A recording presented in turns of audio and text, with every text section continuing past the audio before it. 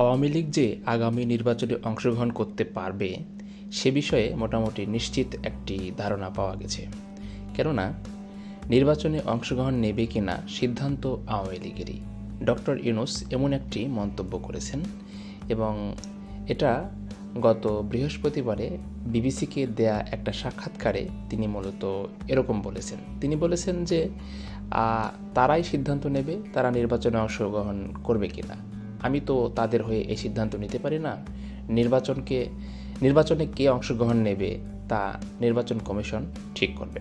Viewers, 5ই আগস্টের পর আওয়ামী লীগকে নির্বাচনে আসতে দেওয়া যাবে না, আওয়ামী লীগকে নিষিদ্ধ করা হবে বা অলরেডি ছাত্রলীগকে নিষিদ্ধ করে দেওয়া হয়েছে, বিভিন্ন রকম তর্ক ঘুরে বেড়াচ্ছে সামাজিক যোগাযোগ মাধ্যমে বা বিভিন্ন নতুন রাজনৈতিক দল থেকে শুরু করে আরও অনেক রাজনৈতিক দল যারা 5ই আগস্টের পর আত্মপ্রকাশ করেছে বা সামনে আসছে, তারা সবাই অনেকে আওয়ামী লীগকে নিষিদ্ধ করতে দাবি জানিয়েছে, আবার অনেকে এর বিরুদ্ধে কথা বলেছে। তবে ডক্টর ইউনূস ওইভাবে পরিষ্কার করে কিছু বলেননি। তবে বিবিসিকে দেয়া সাক্ষাৎকার থেকে এটা পরিষ্কার যে আগামী নির্বাচনে আওয়ামী লীগ নির্বাচনে আসছে এবং আওয়ামী লীগকে নিষিদ্ধ করার কোনো পরিকল্পনা ইউনূস সরকারের নেই এবং সেটা ইউনূস সরকারের ব্যক্তিগত চিন্তাভাবনা থেকেই হোক আর বহির্বিশ্বের চাপ থেকেই হোক। এরা হয়তো বা বহির্বিশ্বের চাপ থেকেই হবে, কেননা ডক্টর ইউনূস সরকার হচ্ছে ছাত্রদের দ্বারা নির্বাচিত সরকার, তিনি এটা নিজেই বলেছেন।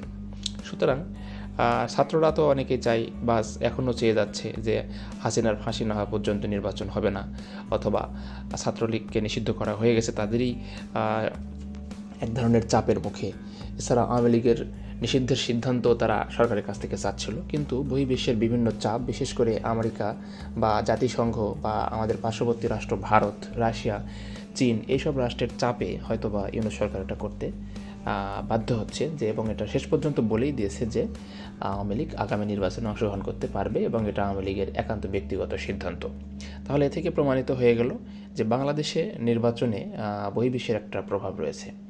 আর জাতিসংঘ ইতিমধ্যে বলেই দিয়েছে তারা বাংলাদেশে কোনো রাজনৈতিক দলকে নিষিদ্ধ করে কোনো ধরনের নির্বাচন চায় না এবং তারা অবাধ ও সুষ্ঠু নির্বাচন চায়।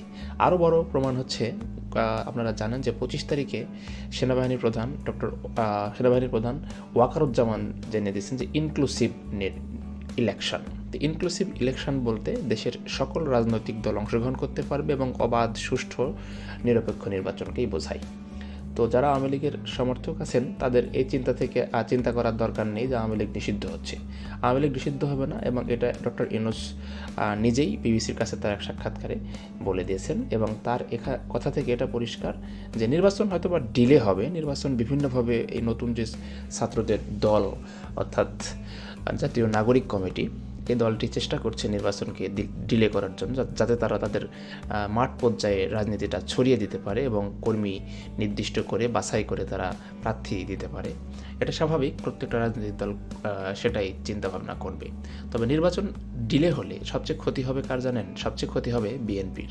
কারণ ইতিমধ্যে 5 তারিখের পর আমরা দেখেছি যে বিএনপির কিছু নেতা, অর্থাৎ নেতা বলবো না, বিএনপির কিছু চামচা টাইপের নেতা যারা একেবারে লুণ্ঠন কার্যে বা চাঁদাবাজি এক্সেট্রা আরও অনেক কিছু ঘরবাড়ি পোড়ানো এগুলোতে যুক্ত হয়েছে।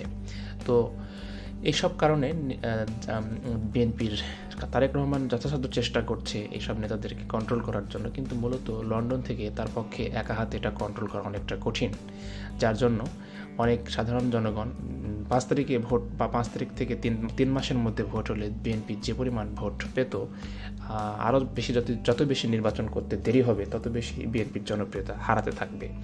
তো 5 তারিখের পর আওয়ামী লীগ কিন্তু জনপ্রিয়তা আবার ফিরে পেতে শুরু করেছে এবং বিভিন্ন রকম সামাজিক যোগাযোগ মাধ্যমে যে ভোটগুলো হচ্ছে বা ব্যাংকার সিলেকশন কমিটির যে নির্বাচনগুলো হচ্ছে সেগুলো প্রায়গুলোতে দেখা যাচ্ছে আওয়ামী লীগ সমর্থক প্রার্থীরা জিতে যাচ্ছে।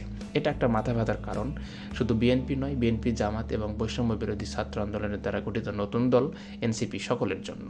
তো দেখা যাক সামনের দিনগুলোতে কি হয়। আপাতত এটাই নিউজ যে আওয়ামী লীগ নিষিদ্ধ হচ্ছে না এবং আগামী নির্বাচনে আওয়ামী লীগ অংশগ্রহণ করতে পারবে। তবে হ্যাঁ, যেসব নেতাকর্মী অন্যায় করে বিচার করেছে তাদের অবশ্যই শাস্তি হতে হবে এবং দোষী নেতাকর্মীরা অবশ্যই রাজনীতিতে না আসুক, এটা সকলেই চাই।